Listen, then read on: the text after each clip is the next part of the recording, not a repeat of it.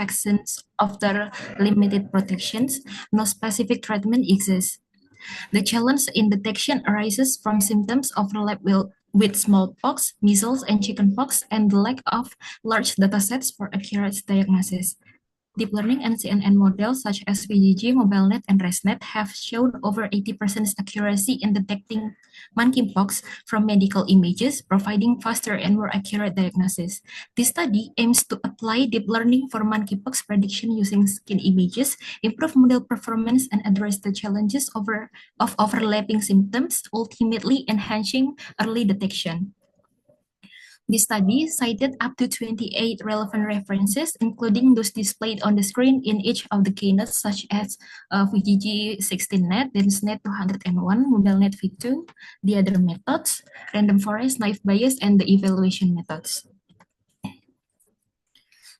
Next, I will walk you through the methodology of our research. Our research explores the best combination of model extraction and classification techniques for detecting monkeypox from images, as shown in the diagram. We start with input image processing with CNN, applying transfer learning with VGG 19net, Mobile VNet v2, and DenseNet 201. The extracted features are then classified using random forest, naive Bayes, and support vector machine, and the performance of these models is evaluated based on accuracy, precision, recall, F1 score, and AUC-ROC. Our goal is to identify the most effective approach for monkeypox detection. First, to ensure diverse and comprehensive training, we use four publicly available datasets, such as monkeypox skin image datasets, mpox closed skin image datasets, monkeypox datasets 2022, monkeypox skin lesion datasets v2, and these datasets contain images of monkeypox, chickenpox, measles, normal skin, and etc. And we merge it and categorize them into three main classes, such as normal as class 0, monkeypox as class 1, and skin conditions similar to monkeypox as class 2. Second, the data pre-processing. After collecting the dataset, we divide the data into training and testing sets in 70 versus 30 ratio.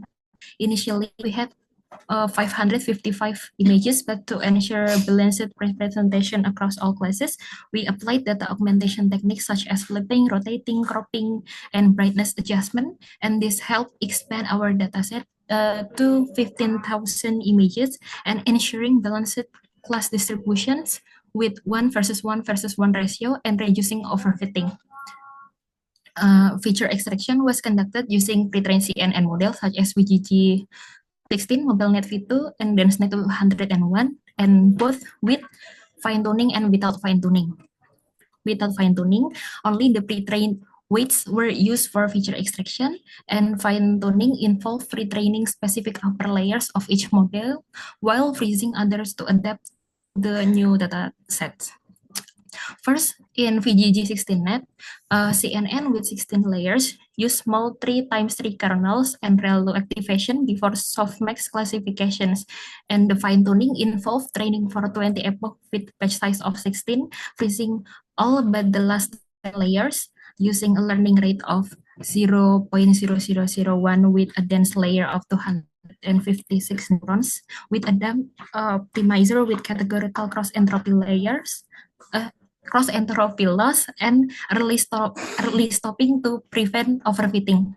Second, MobileNet v2 focus on efficiency with inverted residuals and linear bottlenecks with fine-tuning steps, which are freezing 80% of the layers, retraining upper layers, adding DenseNet with 500 and 12 units with 40% dropouts, learning rate of 0.001 with a DAM optimizer, training for 50 epochs with 8 batch size, and using model checkpoint, early stopping, and reduce all error on plateau. And lastly, we use DenseNet 201 the next layer densely for better feature flow with the fine-tunings included, freezing 70% of layer, retraining the rest, adding to dense layer with 512 units with 50% dropout using a DAM optimizer with cosine decay learning rate with 0.0001, training for 30 epochs with batch size 8, and using model checkpoint and lambda callback for performance monitoring. After feature extraction, three classifiers such as naive Bayes, random forest, and SVM were applied to classify images into three defined processes, and the classifiers demonstrated how fine-tuned feature extraction improved performance compared to using pre-trained weights alone. And lastly is our evaluation metrics. Model performance was evaluated using accuracy, precision, recall, F1 score, and AUC. And the fine-tuned models significantly outperformed those without fine-tuning, and MobileNet V2 with SVM achieved the best accuracy, while DenseNet 201 with SVM delivered the highest AUC, demonstrating the benefits of the fine-tuning combined with effective classification. In the study in table 1, it shows the monkeypox prediction results before going through the machine learning and classification process. Meanwhile, in table 2, 3, and 4, it shows the monkeypox prediction results after applying machine learning for classification. In table 1, it can be seen that MobileNet V2 provides the best accuracy for the three classification models with validation accuracy with 95.5%. And as can be seen in table 2, MobileNet V2 also achieved the highest accuracy for applying the classification models with random forest with 93.51%, naive Bayes with 94.05%, and SVM with 94.41%. In figure 3, it shows the classification results of the extracted image using MobileNet V2 and figure 4 using DenseNet 201. The results shows that Random Forest has the best performance compared to the naive Bayes and SVM, with the most accurate prediction, especially in others class, and an AUC ROC value approaching until 100%. The AUC ROC graph emphasizes the superiority of random forest in distinguishing each class with very high accuracy, while SVM and naive Bayes show quite good performance, but still have some prediction errors. And given MobileNet V2's efficiencies and lightweight architecture, it is particularly suitable for mobile applications where computational resources are limited, making it ideal for real-time disease detection on devices with lower processing power. And on the other hand, DenseNet 201 with its higher AUC is more suitable for scenarios with greater computational power where achieving higher accuracy is prioritized. Overall, the combination of deep learning for feature extraction and machine learning classifiers such as random forest, naive Bayes, and SVM significantly improved the accuracy and speed of early disease detection, facilitating quicker diagnosis and reducing treatment costs. However, the study was limited by the selection of only 3 models and classifiers, leaving room for the future researchers to explore additional models and classification technique and fine-tuning strategies to further improve performance. And lastly is our conclusion. In this study, aimed to detect monkeypox disease in human skin images using deep learning models such as VGG16, MobileNet V2, and DenseNet 201, combined with fine-tuning and classification models such as random forest, naive Bayes, and SVM. And MobileNet V2 achieved the highest validation accuracy and performed best in accuracy with SVM, while DenseNet 201 achieved the best AUC value with SVM. A new dataset was created by combining various datasets and classifying images into 3 classes, such as normal, monkeypox, and others, such as acne, chickenpox, cowpox, HFMD, and measles. And in this study, fine-tuning significantly improved model performance, and future studies are encouraged to explore other models and datasets for enhanced results. Thank you, and that's all for the presentation of our paper, and we are very welcome for the questions. Thank you. Thank you, Mrs. Salsabila, for the insightful presentation. We will now open the floor for the question for audience. So everyone can ask Mrs. Asna to the presentation in this session.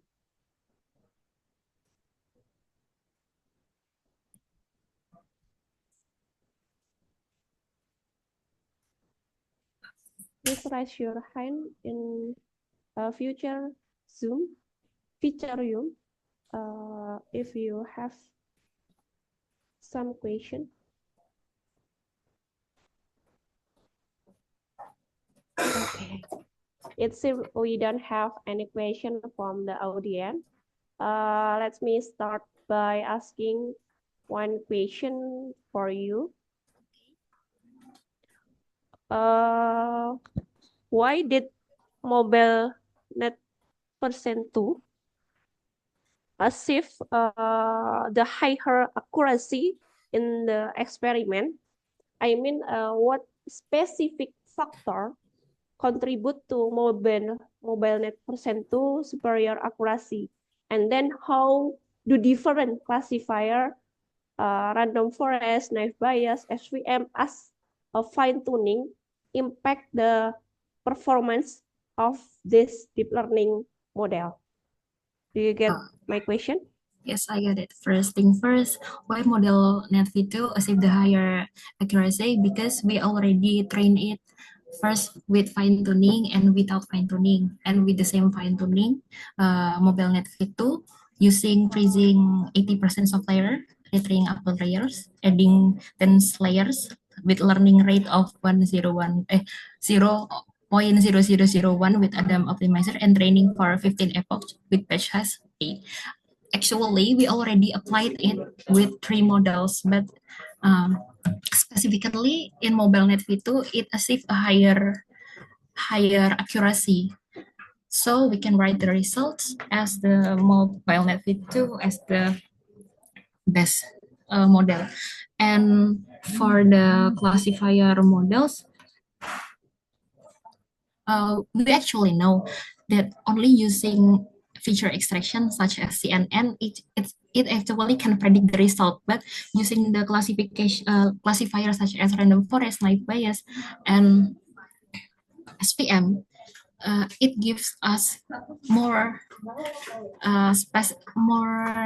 accurate, higher accuracy, because we already train it.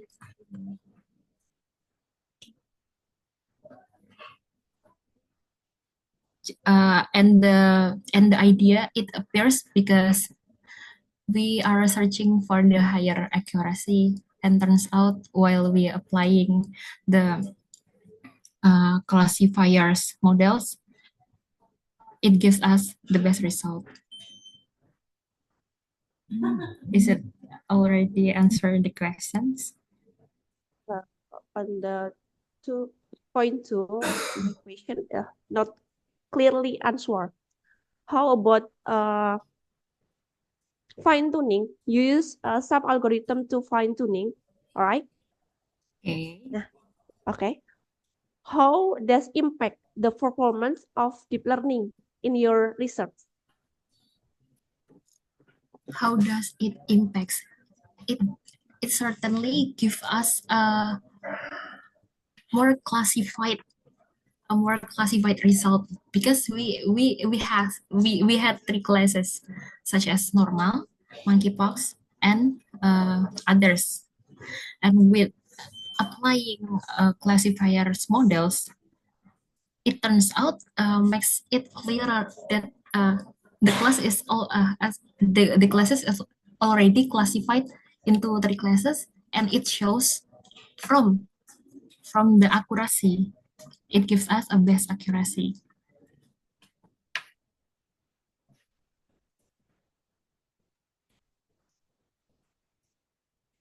Okay. The next question from Ida Bagus. Time is yours. Okay, thank you for the time. I'd like to ask a question regarding to the methodology that the study used. So I'm curious about whether this study had done some pre-processing on the images that the author used for the images, whether did you do some kind of image augmentation or some kind of processing to achieve such kind of good results? Thanks. Okay, thank you, Mr. Ida. So the answer for that question is yes, we applied pre-processing techniques such as, I'll just share the slides once again.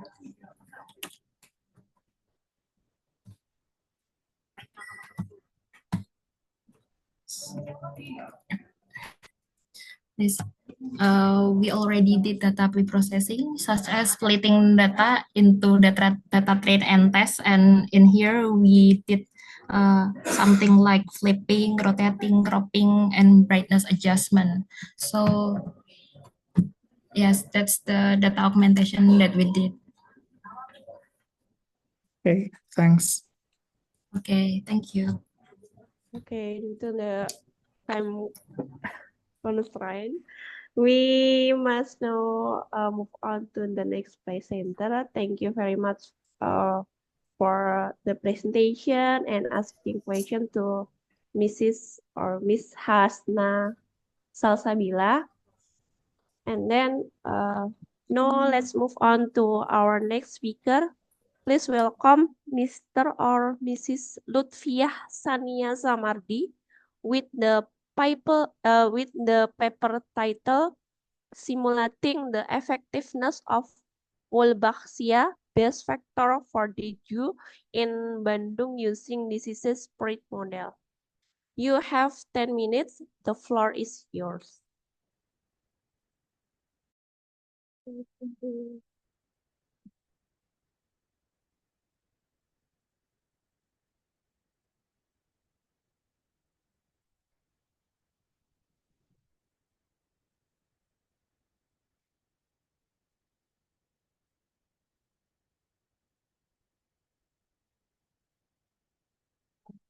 Okay. Good afternoon, ladies and gentlemen. Thank you for being here today. My name is Lutfiah Sania Sumardi, and I'm here as representative of this study together with Mrs. Irma Palupi and Mrs. Hilda Fahlena. We have conducted a study entitled Simulating the Effectiveness of Wolbachia Base Factor for Dengue in Bandung using disease spread model. In this presentation, we have divided the session into 4 sections, which the introduction, which cover the motivation and contribution of our work, the methodology employed in this study, the result we have obtained, and finally the conclusion summarizing our findings. Okay. The first challenge is that traditional vector control methods such as insecticide spraying, the environmental management face limitation due to the insecticide resistance and the adaptability of mosquito populations. The challenge reduces their long-term effectiveness in controlling dengue transmission. And the second challenge is that dengue cases continue to rise in Indonesia due to the rapid urbanization and climate change, making current control strategy insufficient to curb the spread of the disease. There is also a gap in the exciting vector control strategies have not fully integrated innovative approach like Wolbachia with spatially dynamic disease model for urban disease. Therefore, our contribution is to evaluate the effectiveness of Wolbachia infected mosquito release in Bandung using the CIR-SE model with spatial analysis to improve dengue control strategies in urban settings. Okay, the dengue transmission dynamics were modeled using the CIR-SE framework, integrating both human and vector populations. The human population is divided into 4 compartments, which is susceptible human, exposed human, infected human, and recovered human, with governing equations describing transitions between these states. And the vector population is modeled with 2 compartments, which is susceptible vector and infected vector. And when Wolbachia intervention is included, two additional compartments are considered, which is susceptible factor with Wolbachia and infected factor with Wolbachia. The model incorporates parameters such as the birth rate, transmission rate, and natural mortality for both human and vector populations. Wolbachia interventions is modeled by reducing the transmission efficiency from vector to humans, thus altering the disease spread dynamics.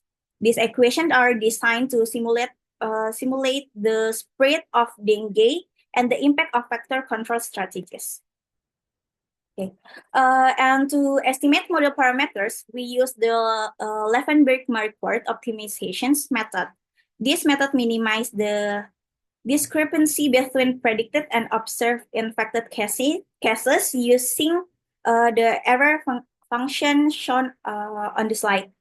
And the parameter update equation combines the strengths of gradient descent and Gauss-Newton methods. And this hybrid approach ensures a good balance between fast convergence and numerical stability.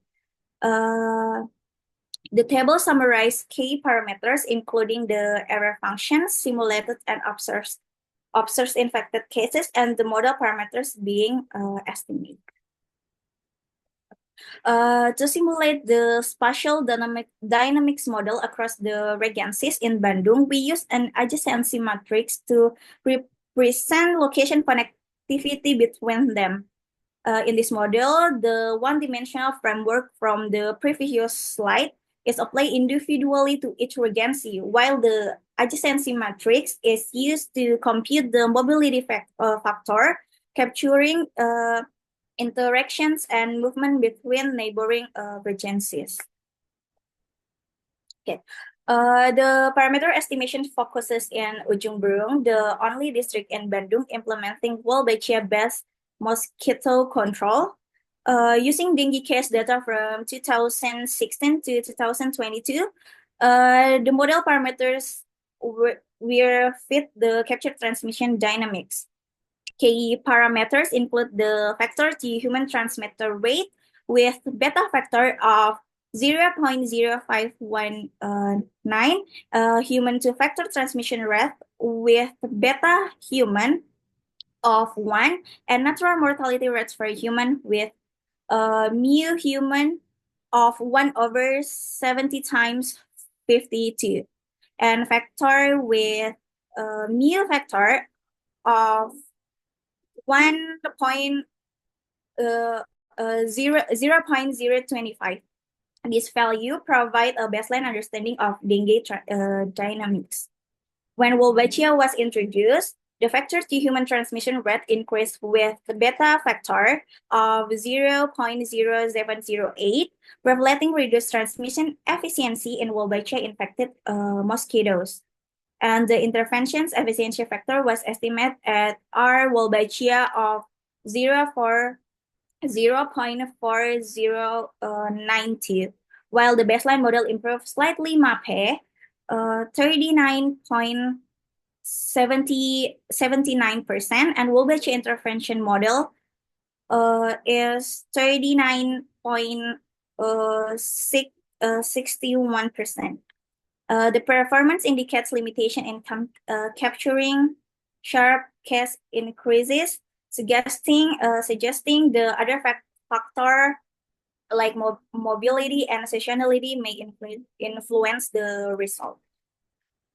Okay, as shown on figure 1, figure 1 illustrates the decline in the number of susceptible human throughout the simulation period. Wolbachia intervention effectively reduced the population susceptibility to dengue. True susceptible human remains the dominant group. The steady decline highlights the impact of Wolbachia in controlling dengue transmission over time. And figure 2 displays the dynamics of all compartments in the CURSE model. The exposed human and the infected human show relatively small proportion. On the vector side, susceptible vector stabilized and infected vector remain controlled due to the Wolbachia's effect. This result confirmed the intervention success in reducing both human and vector infection rate. And for the maps, the spatial distribution of infected human across Bandung district, high infection rates in districts such as Babakan Ciparai align with population density and mobility patterns. This highlight the importance of target intervention, particularly in high areas to further reduce dengue cases. And the integration of spatial and temporal modeling provides actionable insight for dengue control programs. So we could conclude that SE model with spatial dynamics and Wolbachia-based intervention significantly reduced dengue transmissions with a notable decrease in affected populations. The spatial analysis also revealed that interdistrict mobility plays a critical role, highlighting the importance of localized intervention strategies. However, there are some areas for improvement, such as integrating additional factors like climate variables and socioeconomic influences, enhancing machine learning techniques for better parameter estimation, and incorporating larger dataset to capture real-world complexities more effectively. Okay, I think that's all. Thank you for your attention. Back to moderator. Okay, we really appreciate for your presentation. Now let's open the discussion and question part. From Afra Mahendra. Afra Mahendra, if you have any question, so let's ask to know your question, please. Yeah, thank you, Miss. So I have a question for Miss Lutfia Sania. I was curious, why was Ujung Berung chosen as the focus area for the parameter estimation in your research? Thank you. Okay, thank you for the questions.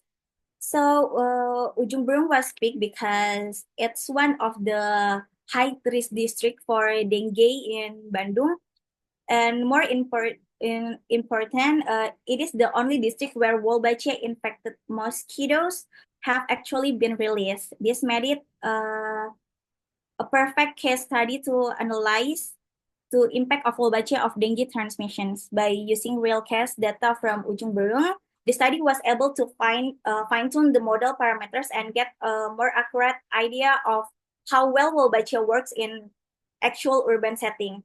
So the result from this district also serve as reference for applying similar intervention in other parts of the city. Does that answer your question? Yes, that's enough. Thank you. Thank you. And the next question from Asalia Malika. Yes, Miss. Thank you for the opportunity. I want to ask Miss Lutfia about what were the biggest limitation of the model that is used in this study. Okay, thank you for your question. So even though the model worked well in predicting the dengue trends, it still had some limitations. One big issue was data accuracy. The model depend on historical case report, which might not always be complete or perfectly record. Another challenge was external factor like weather, human behavior, and government interventions like fogging or vaccination programs, which weren't fully included in the model. Also, while the study used an adjacency matrix to simulate how dengue spreads across district, it didn't capture real-time population movement, which could affect the accuracy of the predictions. So in short, while the model provides useful insight, future work could be improved by integrating real-time mobility data and climate variable for better predictions. Is it answer your question, Miss Atalia?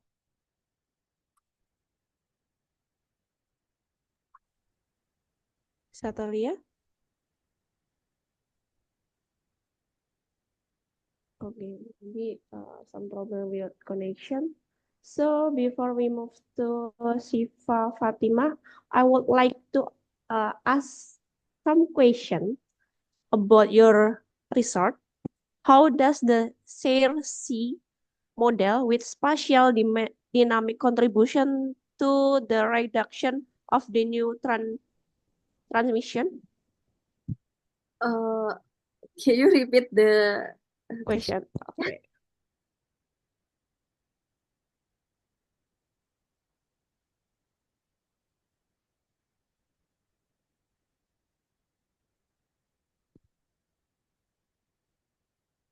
The question in the chat below. Oh yeah. We use two model in this study, which is the baseline model and the Wolbachia intervention model. So as we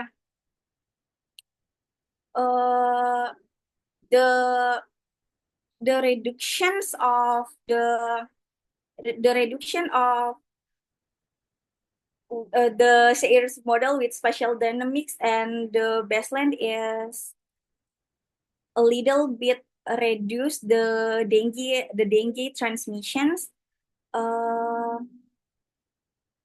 which is maybe on the SAIR-SC model there are 39.70 of 39.79% of MAPE for the baseline, and for the spatial dynamics is 39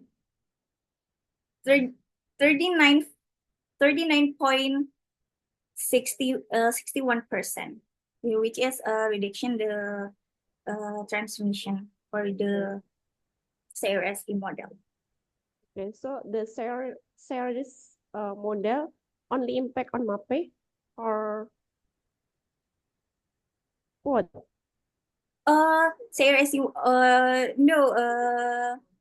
SAIR-SC model and spatial dynamics is contribute for mobility of interdistrict.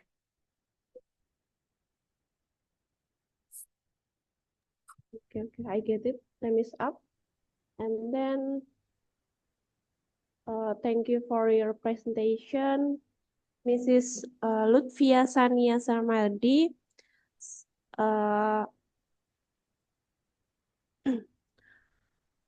And then we must to move the next presentation. The next presentation is Mr. Andi Herdiansyah. Mr. Andi Herdiansyah with the title Comparative Analysis of Multi-Class Classification using IE CNN method combination on Nile diseases. You have 10 minutes. Please go ahead, Mr. Andi Herdiansyah.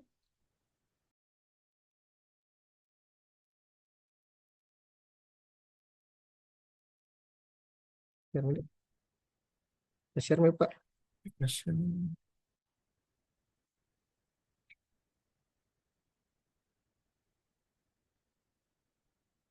Okay, thank you. Assalamualaikum warahmatullahi wabarakatuh. Hello everyone. Firstly, I thank you for the opportunity. My name is Andi Herdiansyah Paloge from Universitas Hasanuddin. And I would like to share our research paper entitled Comparative Analysis of Multi-Class Classification using Autoencoder CNN method combination on Nile diseases. First, I'm going to share the background of the research. So, the scope of the research object related to public health, In public health, there's various ways to diagnose multiple diseases in the human body. Diagnosing diseases at an early stage is essential. Multiple parts of human body are observed to diagnose diseases, including the nails. The development of technology, such as machine learning, has brought many benefits in the health field, especially in the disease detection, including the ability to detect nail disease using nail image. Some research related to diagnosing disease through nails were conducted. Regin et al. In 2022 showed that the human eye, Dr. eye, has subjective color perspection and resolution limitation. The small amount of color change in a few pixels on the nails is not easily identified by human vision, which may result in wrong diagnosis. Following several studies on the classification of nail diseases using several CNN architectures such as VGG, ResNet, and DenseNet, and obtained an accuracy of more than 94%. This become a reference for choosing CNN as the main classification method in this research. Next, I will show our method that we are using in our research. I will start with the dataset that we were used. This dataset contains 3,670 X image divided into 5 classes, namely non-dystrophy image, normal nail image, and then nail with onycholysis disease, and then nail with onychomycosis disease. This dataset is used in the training, validation, and testing process for the multi-class classification of nail disease later. This chart flow show an overview of the entire process in outline. The process begin with the dataset where result for normalization, and then we split the data into testing, validation, and training data, and then noise then introduced to the dataset. This addition of noise is part of a strategy to enhance the method performance and increase model resilient to data disturbance or noise. Next, autoencoder method is applied to perform feature extraction and simultaneously reconstruct the noise contaminated image into cleaner in image representation. After that, we move on to the classification stage using 3 models, namely CNN with the Bill architecture, VGG16, and ResNet 50. It's of this model with product performance evolution. Its model performance is evaluated using metrics such as accuracy, precision, recall, and F1 score. The autoencoder removes noise from image. The architecture of this model consists of encoder with confidence layers, but normalization and mask pooling tree to generate latent representation, and a decoder using confidence transpose to restore the image to its original dimension. The models is optimized using the Adam optimizer with initial learning rate of 0.001 and binary cross entropy as the loss function. The proposed convolutional neural network model consists of continuity layer with filter and 32 and 64, following by but normalization and max pooling 2D for feature extraction and dimensionality reduction. After feature extraction, the model is equipped with flattened layers. Then layers with 512 and 64 unit with railway activation, and drop out layers at 0.4 to prevent overfitting. VGG16 and ResNet 50 models use the standard architecture for feature extraction. Next, I will show the results. The autoencoder with proposed CNN performance based on convolutional metric achieve testing result of 91.8% of accuracy, precision of 91.9%, recall of 91.8%, and F1 score of 91.7%. based on conventional metric testing performance of autoencoder VGG16 models achieve an accuracy of 83.8%, a precision of 83.3x%, and recall of 83.3x%, and F1 score of 83.4%. While the ResNet 50 performance based on convolutional metrics achieve accuracy of 48.3% and precision of 48.60% and recall of 48.3% and F1 score of 47.90%.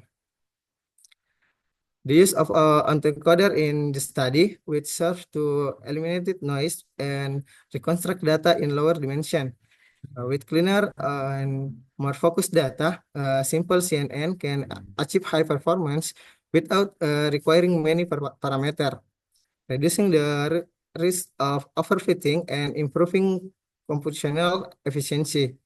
Compared to VGG16 and ResNet 50, the proposed CNN architecture is lighter and suitable for data processed by autoencoder, while VGG16 and ResNet 50 requiring larger dataset and higher computational to achieve similar performance. We'll ready and with the analysis and results. Next, we'll move to summarize the conclusion. From the research, we can conclude that autoencoder plays a significant role in noise reduction in image. This is proven by higher accuracy compared to autoencoder VGG and autoencoder ResNet. And also, proposed CNN for classification can also be a better model for multi-class classification of neural diseases compared to model with the deeper architecture such as VGG16 and ResNet 50. Thank you very much. Assalamualaikum warahmatullahi wabarakatuh. Waalaikumsalam warahmatullahi wabarakatuh. That was a fantastic presentation. To deep our understanding, we now welcome question from the audience. Please raise hand and introduce yourself before asking. Okay. The first question from Nurul Fadilah. Time is yours.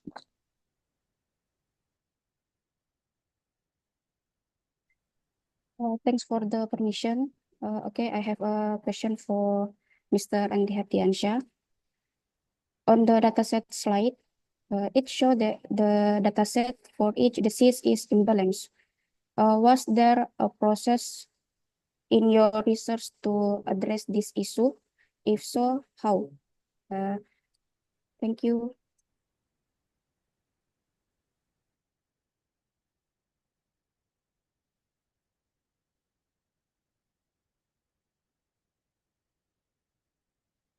Okay. The dataset in the study is in the ambulance condition, so augmentation technique are needed to balance the data. The augmentation technique applied in this study include the rotation image, sharing image, and then flipping image horizontally. The augmentation process is also accompanied by the field mode process with the NIRS, where the sharing data causes some areas of the image to be empty. This emit pixel to prevent the loss of information.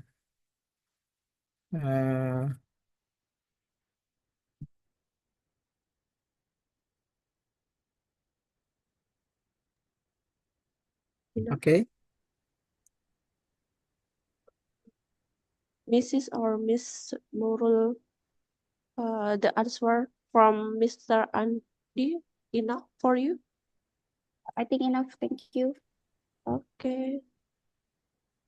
Okay. Any other question from the audience? Okay, it seems like don't have any questions. So I would like to ask question, Mr. Andi Hardiansyah. You said that in the conclusion, I sorry, IE ResNet model, ASIF model 48.61% accuracy, while the proposed AICNN model reached 91.81%. What factor contribute to this significant differences performance? It's very different performance from AI ResNet and IEAA CNN model.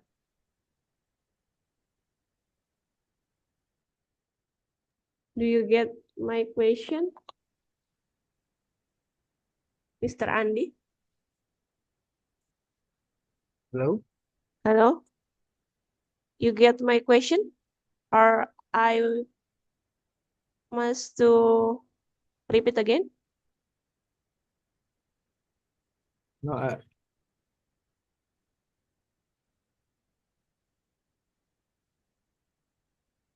ceritanya awal dia.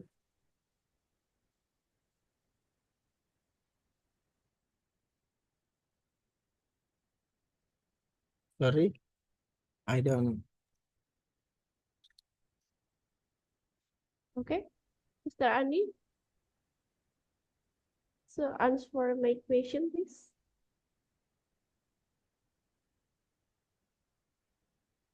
Or I want to, I need to repeat my question. Yes, Okay, I am repeat my question. yes. IE ResNet model achieve only for the 8% accuracy, while the proposed method IE CNN reach 91%. What factor contribute to the significant differences in performance? Okay. Do you get it? Okay. Use that in the conclusion, your Conclusion. presentation. Oh yeah.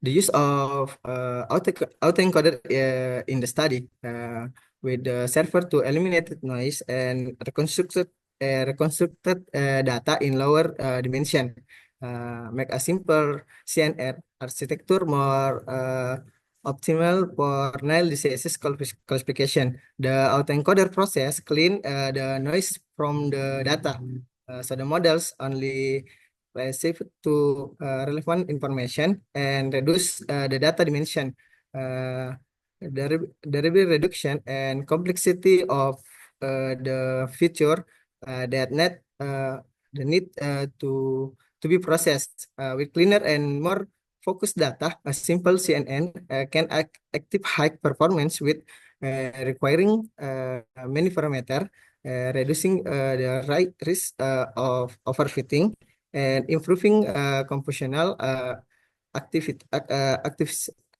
efficiency is compared to VGG 16 and ResNet 50. The proposed CNN architecture is linear and suitable for the data processed by autoencoder, while VGG 60 and ResNet 50 require larger dataset and higher computation to active similar performance. Okay, that's very interesting topic. That was thumbs up, and then it is excellent presentation and insightful response from Mr. Andi Herdiansyah. So let's move the next presenter, Mrs. or Mr. Nurul Fadilah, who will be presenting on the title paper with a combined ResNet 15 restrict Boltzmann machine for multi-label ACE diseases classification You have 10 minutes. Time is yours.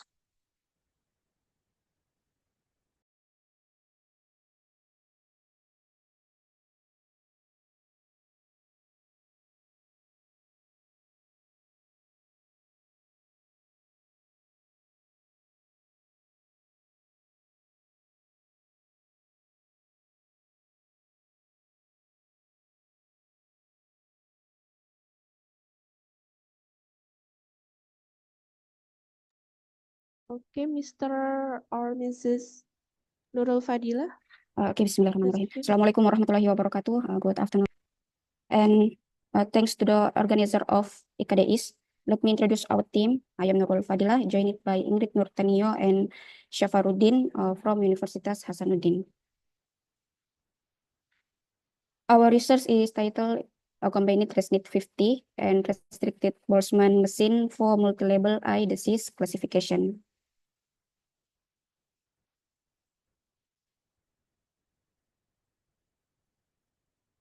On this occasion, we will present our research into 4 parts: introduction, method, result and discussion, and last one, conclusion. There are 4 notions that derive this research. Firstly, machine learning and deep learning play a significant role in the identification and classification of diseases. Secondly, the diagnosis of eye diseases can use fundus image, but the accuracy value depends on the doctor's experience. Thirdly, retinal fundus image can be diagnosed into several diseases, allowing for multi-label classification. And the last, the multi-label classification method that can be used are artificial neural networks such as BPNN or DBN.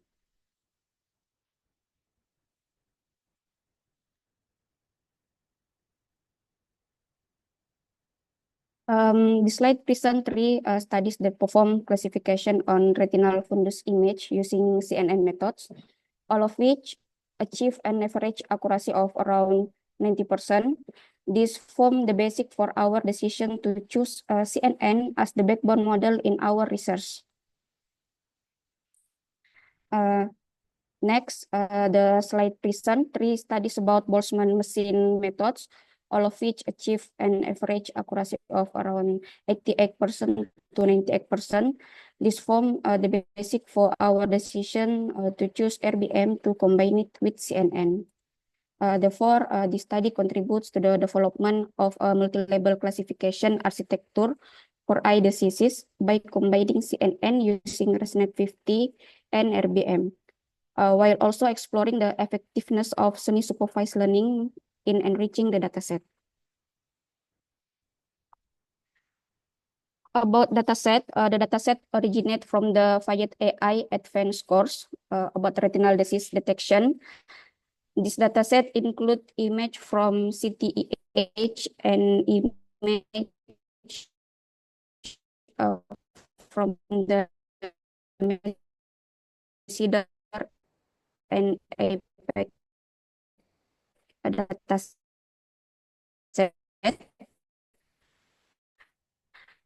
This dataset Your voice is consists not of 7 clearly. labels: multi, glaucoma, generation, and retinal. Of 2 forms, label dataset. Okay. Additionally, the dataset consists of 2 forms, label and unlabeled dataset. This research will utilize a labeled dataset by transforming the unlabeled dataset of labeled dataset using a semi-supervised learning. Okay. The research framework label can process using ResNet 50 plus classify using combined ResNet 50 and RBM. For the tile,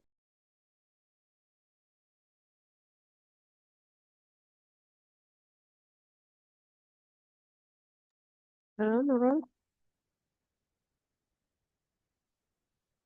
Hello.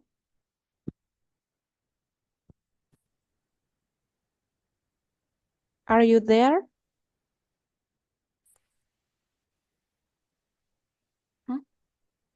Tidak ada Are you kakak. there, Nurul?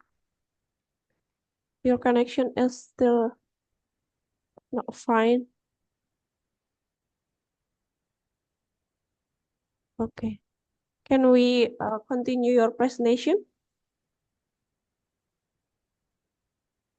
Hello, Miss Sis or Miss Nurul? Halo. Okay. Let's Halo, continue halo. your presentation. Halo. Okay. Oke.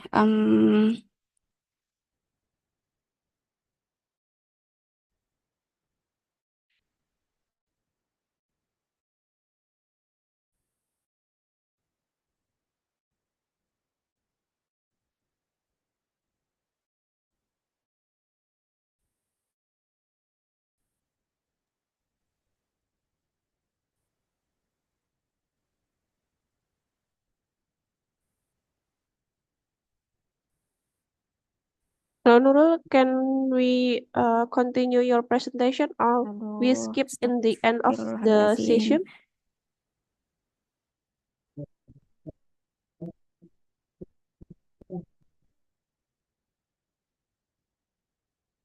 Okay, your connection is fine. Okay. Maybe Miss Nurul have some trouble Oke. for connection. Oke. Okay. Halo. Can Hello. I continue my presentation? Okay. Halo. Please let go. Oke. Oke, thank you.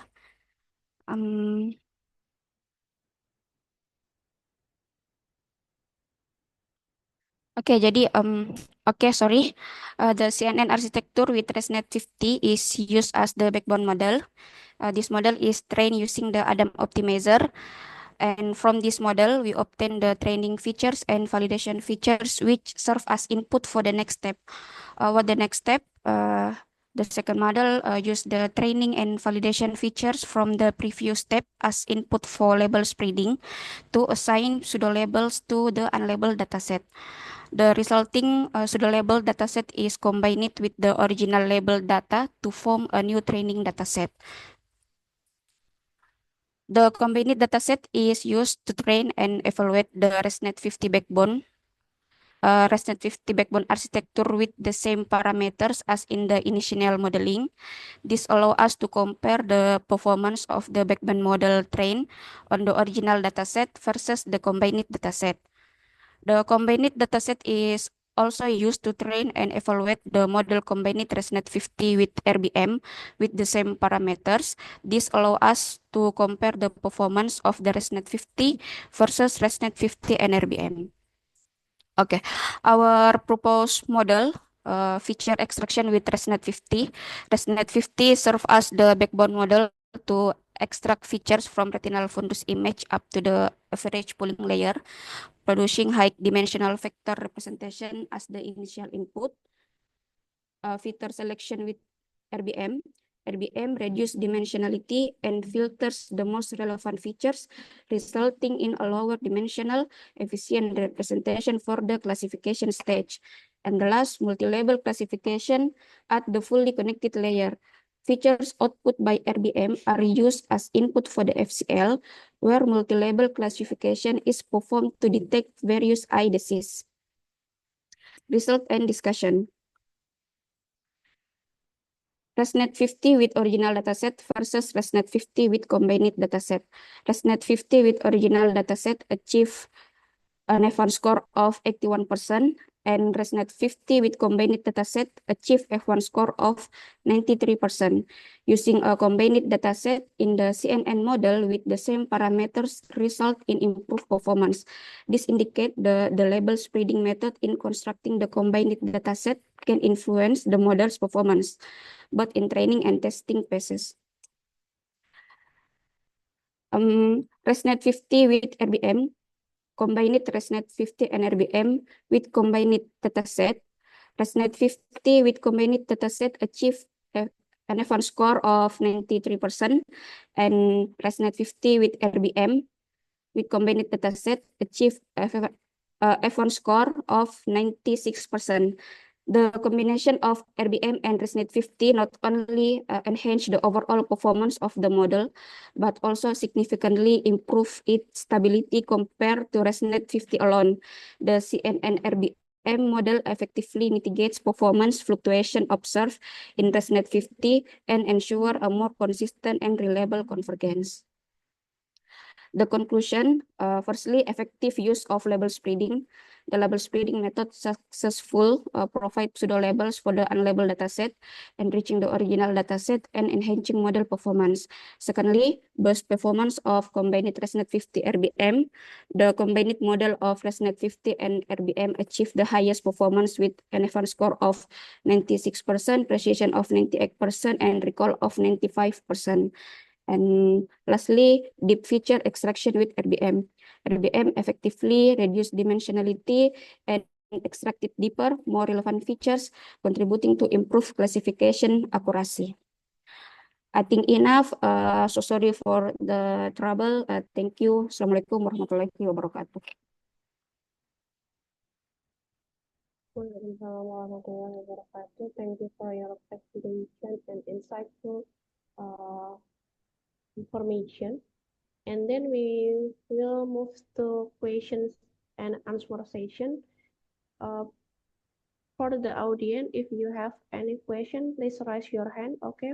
The first question from Arafah. So Arafah, Yes, Miss. please your question. Okay. Thank you, Miss. Thank you for permission, Miss. I want to ask Nurul Fadila to Miss Nur Fadila.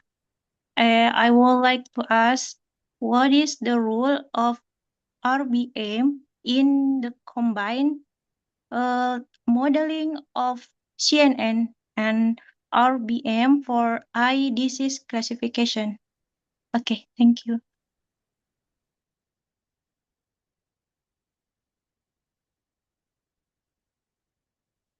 Okay.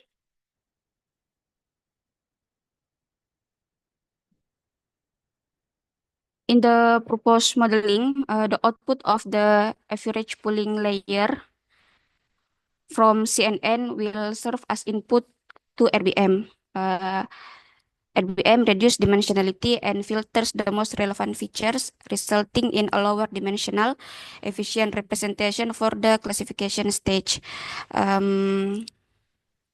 So RBM plays a role in selecting deeper, more important features from the features generated by CNN, and RBM also reduce features dimensionality by selecting better features. As a result, combining CNN and RBM enables RBM to improve the model's performance, which was previously fluctuating and inconsistent, failing to reach convergence and instead achieve more consistent performance and convergence. Thank you. Mr. Arafah, will answer from Mrs. Nurul. Okay, Miss. That's Enough? that is Enough yeah, for you? yeah. Okay. Thank you, Miss. Okay. The next question from the other audience. Okay, not yet. Okay. Please, Miss Arafah, lower your hand in Zoom. Okay. The next question is from me to Mrs. or Miss Nurul.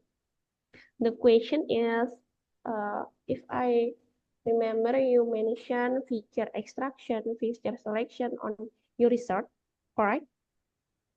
You use feature selection and feature extraction. Okay. The question is, why it is important to filter the most relevant feature before classification?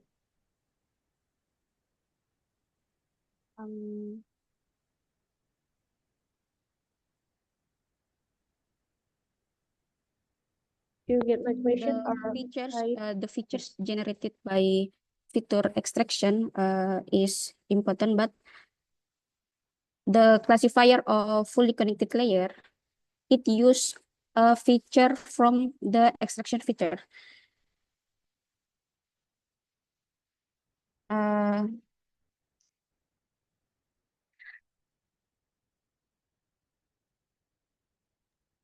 Okay. And then?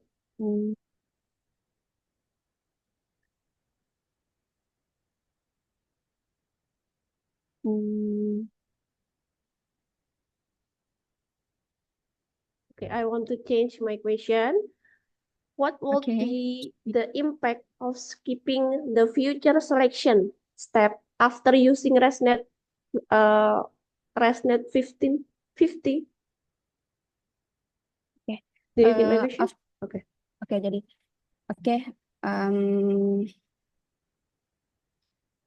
we get the average pooling layer, the extract feature from average pooling layer. No.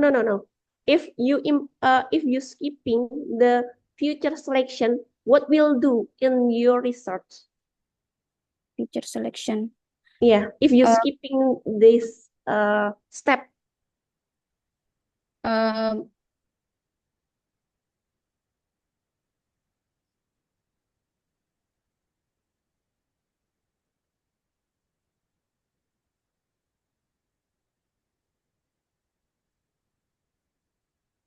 Maybe can accuracy loss or something like that, or I don't know, but you please elaborate if not using feature selection.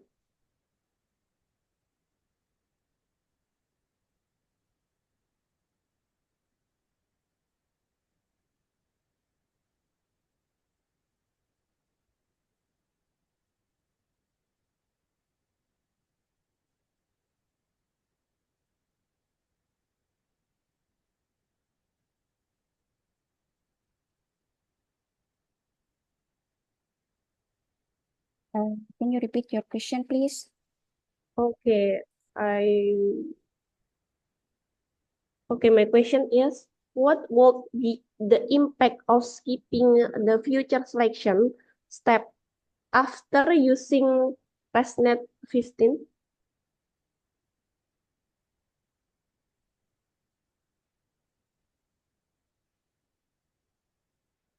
Or how does RBM contribute to feature selection?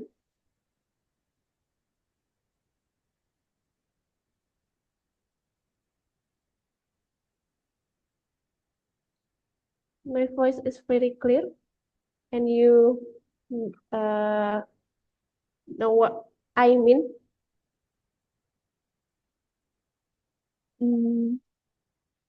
That influence the performance result because good extraction will produce good performance with reliable and consistent result. If I didn't use ResNet 50, it can be input to RBM because RBM input data with array one dimension format. ResNet 50, So feature selection in your research just to level up your accuracy? Yes, level up my accuracy because using a combined dataset with combined dataset,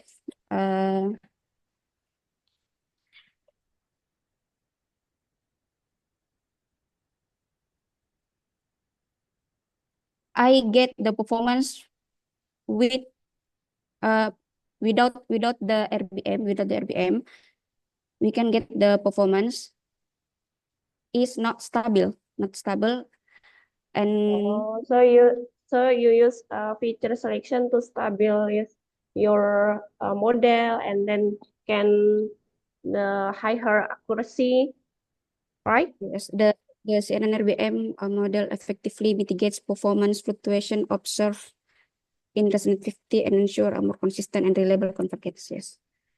Okay, I get it. Thank you for your answer. And then thank you for your presentation and your response to the question. Now let's move to our last presenter. The last presenter is Mr. or Mrs. Jalaluddin Raniri William, who will be presenting on facial age estimation with deep convolution neural network architecture. Please give him or her your full attention to Mr.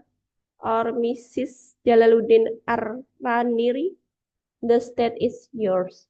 Okay, can you hear my You voice? have, okay, you have 10 minutes. Okay. Is my screen okay? Okay. Okay, good afternoon, everyone. Today we'll be presenting our research on facial age estimation with deep convolutional neural network architecture. I'm Jalaluddin William Jin, and this research was conducted by together with Alvin Winata, Smeon Yuda Prasetyo, and Eko Setio Purwanto. Okay, facial age estimation is an essential task with application in biometrics, healthcare, and personalized services. It involves predicting a person's chronological ages from facial image. However, this task is challenging due to variation in aging patterns, lifestyle, and environmental conditions. To address this challenge, we leverage deep convolutional neural networks, or CNNs, specifically with pre-trained models like Exception, Inception, MobileNet, ResNet, and Inception ResNet. These models automatically extract hierarchical features, making them effective for age estimation. Our study aims to evaluate their performance and identify the best approach. Then we reviewed various pre-trained CNN architecture, including EfficientNet, where optimized for balancing depth, width, and resolution.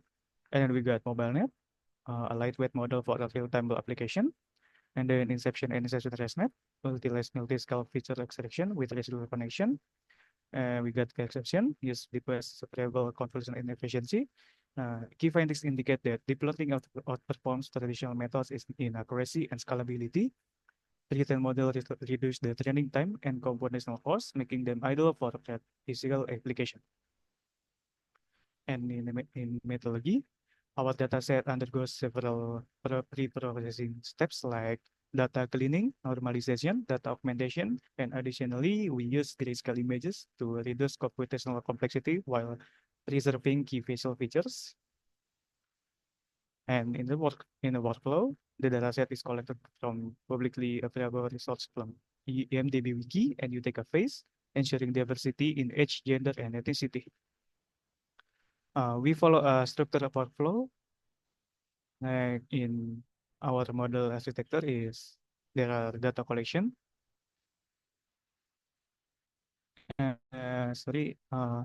EfficientNet, MobileNet, Inception, ResNet, and Exception. Where I will explain one of the model is EfficientNet, optimized for accuracy with fewer parameters. In MobileNet, lightweight, ideal for mobile application. And Inception use multi-scale convolutional for feature extraction. And then Inception ResNet, combine Inception modules with residual connection to improve accuracy. And then we get an Exception, achieve the best MAA score for 2.95, making it the most accurate in our study. And this is the experimental results table, the score from MAA, NSA, and RMSA. Okay, from the observation and insight, Inception ResNet achieved the highest accuracy of 9.2.3%, with the lowest error matrix is 2.1 and RMSA 3.0. And MobileNet had the fastest inference time at MS, but slightly lower accuracy. And then EfficientNet balanced accuracy and computational cost effectively. However, we observe that prediction errors increase for older age groups, 50 plus, or due to higher facial aging variability. Okay, to summarize, I will explain its Inception ResNets deliver the best accuracy, 92.3%, but require more computational resource, and EfficientNet provide a balance between accuracy, 91.5% and computational efficiency. And then MobileNet was the fastest, making it due for mobile and edge device application. And challenges remain, such as group imbalance, lightning variations, and computational trade-off. And then in the future work, we'll focus on improving model generalization for extreme age groups. Okay, that concludes my presentation. Thank you for your attention. Okay, thank you for Mr. Jalaluddin. So we open to question and answer session for the audience. If some all of you have question, please raise your hand.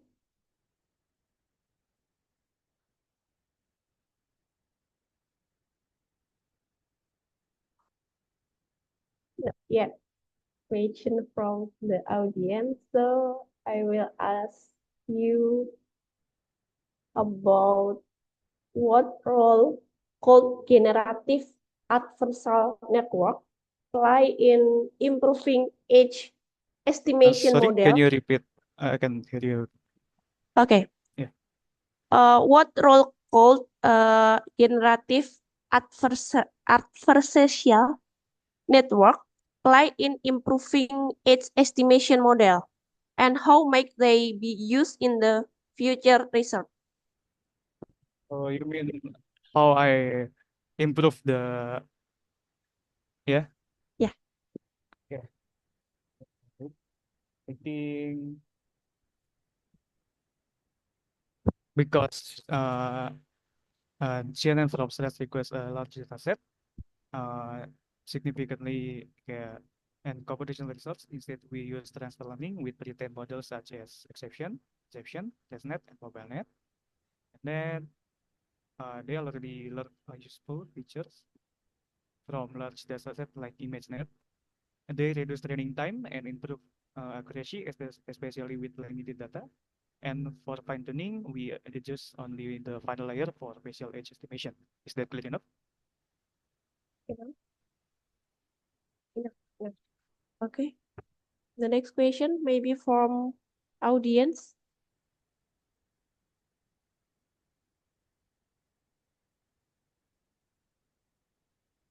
Okay. The question from audience. Now let's move the other question. The other question is, wait.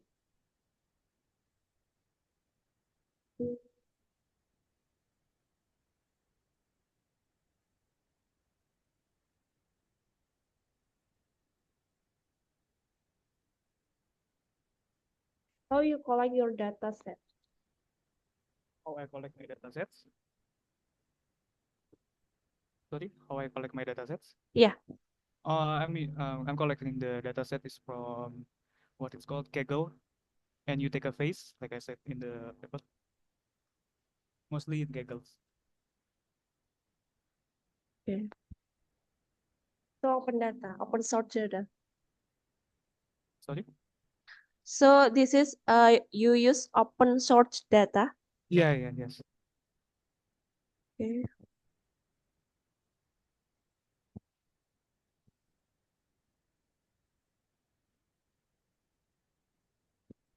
And the next question is why you choose this method?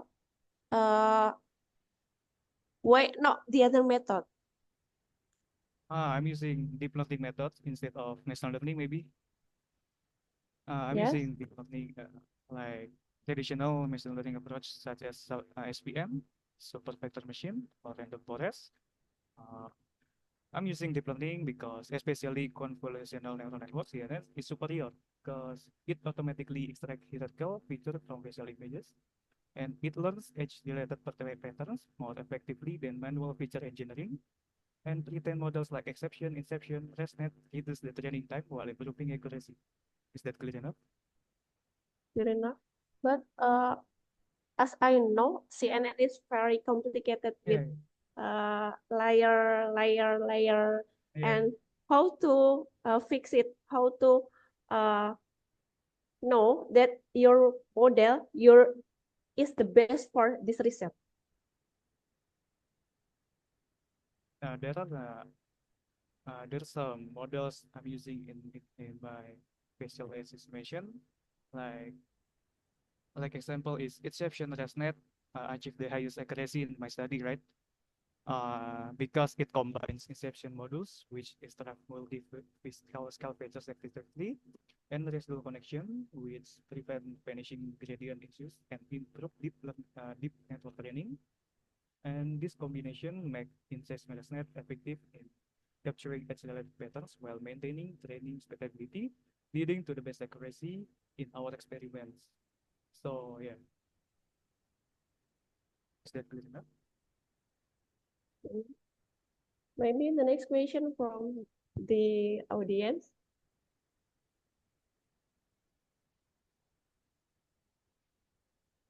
I'm just a moderator, not jury or paperwork. Yeah. Enough? Any other question from the audience?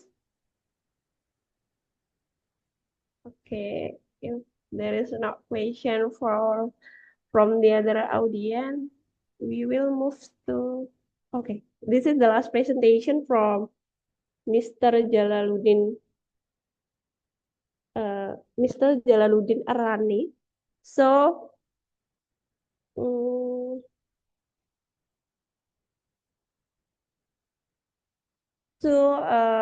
this session is the end of the session.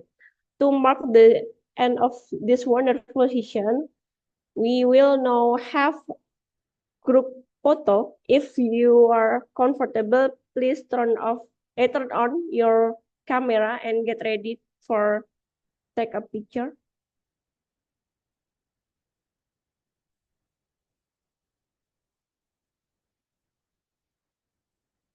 Okay. Mr. or Mrs. Arjay Alba, please turn on your camera. And then Miss Nurul Fadila, turn on your camera, please. And then the other audience. Let's take a photo group in this session.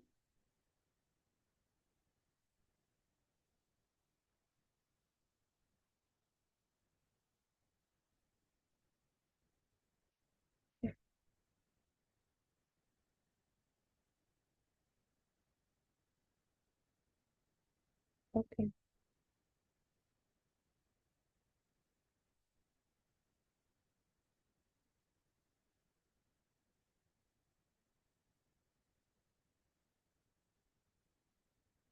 Teh Putri, foto grupnya dari siapa? Oke, dari itu. Oke. So you're the best post in this session.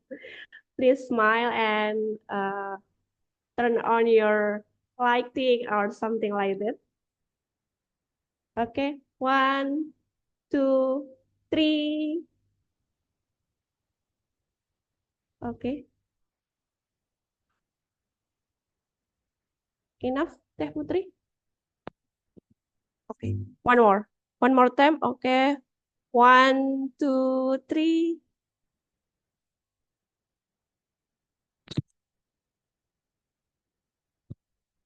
Okay, enough, Teh Putri? Okay. Ladies and gentlemen, this conclude the parallel session on behalf of ICADES 2025. Thank you for all presenter and audience for wonderful discussion today.